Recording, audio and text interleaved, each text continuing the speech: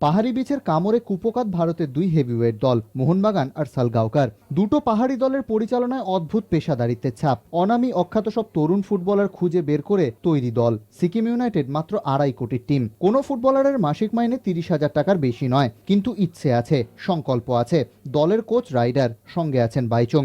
একজন footballer club বা দল পরিচালনার দায়িত্বে থাকলে কি হতে পারে দেখাচ্ছেন তিনি। সঙ্গে রাইডারের ইচ্ছে শক্তি। ফেডারেশন কাপে সিকিম যে খুব একটা সুবিধে করতে পারবেন না জানতেন তিনি। তাই দল যখন চার্চিলের বিরুদ্ধে ম্যাচ খেলছে তিনি রিজার্ভ বেঞ্চে ছিলেন না, গ্যালারিতে বসে নিজের এবং চার্চিল দলটাকে মাপছিলেন, তৈরি করছিলেন পরিকল্পনা। তার পরিকল্পনা ছিল আই লিগের মতো লম্বা দৌড়ে দলকে একটা ভালো জায়গায় নিয়ে যাওয়া।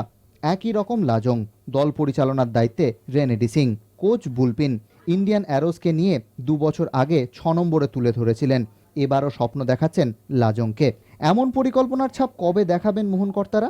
দল তৈরির সময় কি মাথায় রেখেছিলেন তারা? কোনো প্রাক্তন খেলোয়াড় কি নেই মোহনকর্তাদের নজরে, যার বা যাদের ওপর পরিচালনার দায়িত্ব দেওয়া যেতে পারে? আর কেউ না হন, কাছাকাছি তো কল্যাণ চৌবের মতো প্রাক্তনও আছেন।